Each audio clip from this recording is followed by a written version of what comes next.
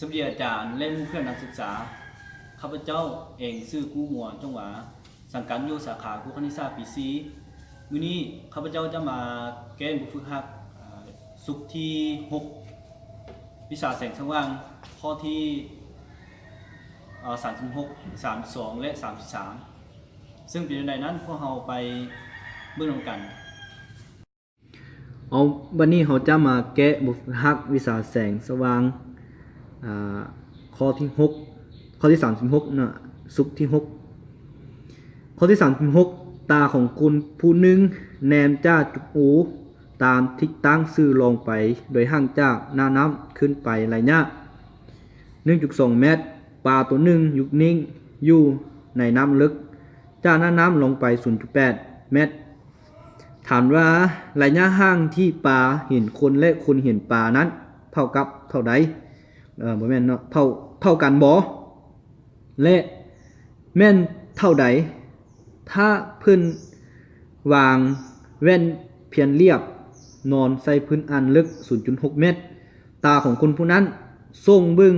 แว่นจากจุกโอคือเก่าถามว่า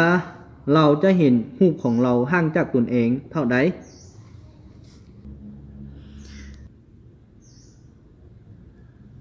เราจะมาเบิ่งบทแก้ข้อที่36นะนี่เนาะ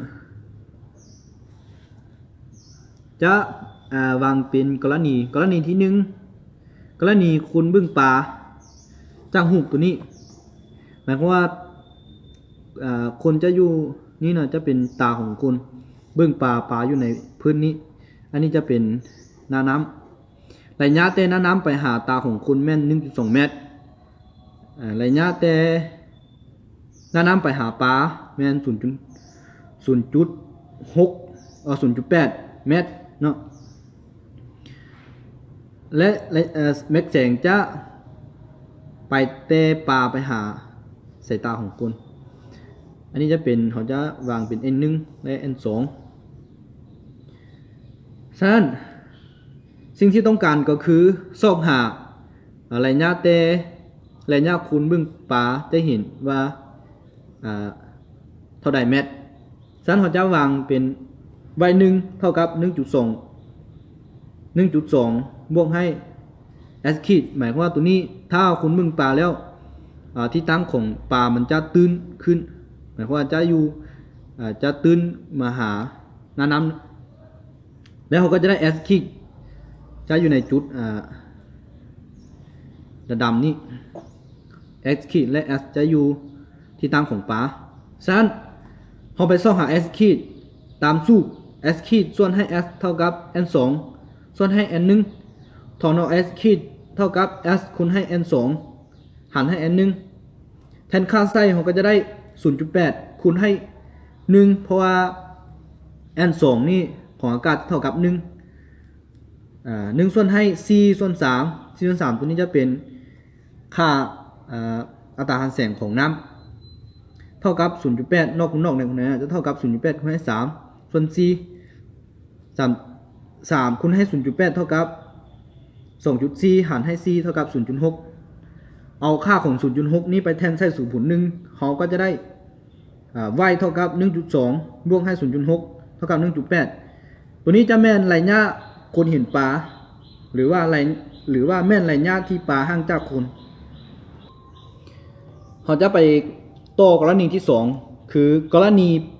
ปลาเบิ่งคุณและเขาจะมีหูแต้มเป็นอยู่นี่เนาะหมายความว่าปลาอยู่นี่จะเบิ่งคุณอยู่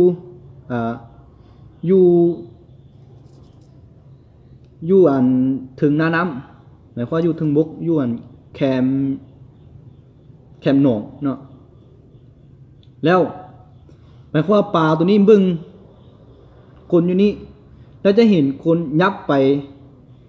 ไกลกว่าที่ตั้งของคนเนาะเราจะหมายเป็น s ขีดที่ตั้งเตคุณมาหาหน้าน้ำตัวนี้ก็เท่ากับ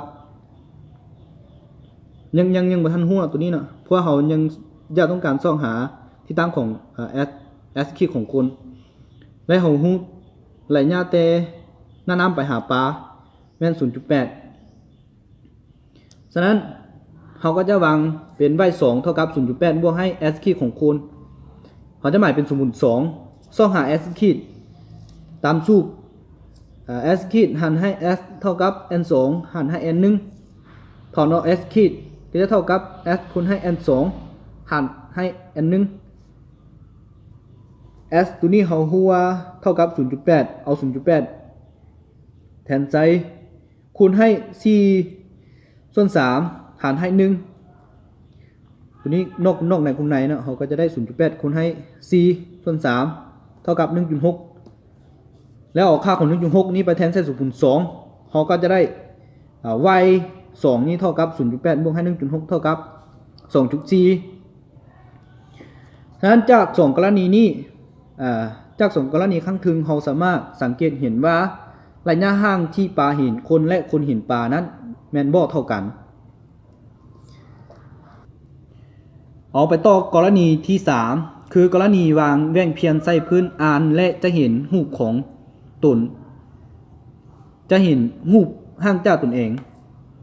เฮาฮู้ s ของแว่นเท่ากับ 0.6 เมตรซ่องหา s ขีดเท่ากับเท่าใดตามสูตร s ขีดหารให้ s เท่ากับn 2หารให้ n 1แล้ว s ขีดเท่ากับ s คูณให้ n 2หารให้ n 1เท่ากับ 0.6 คูณให้1หารให้4ส่วน3แล้วจะเท่ากับ 1.8 หารให้4เท่ากับ 0.54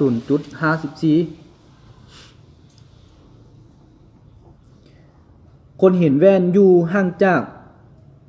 ตนเองแม่น y เท่ากับ 1.2 บวกให้ 0.45 เท่ากับ 1.65 ระยะนี้จะกลายเป็นระยะวัตถุห่างจากแว่นดังนั้นรูปของเราแม่นแว่นเพียนห่างจากตนเองแม่นตามหลักการรูปผ่านแว่นเพียน s เท่ากับ s ขีดดังนั้นเขาจะวาง is เท่ากับ2y หมายความว่าระยะ2เท่าของy เนาะตัวนี้เนาะเท่ากับ2คูณให้ 1.65 เท่ากับ 3.3 เมตรหมดเพียงเท่านี้เนาะข้อ36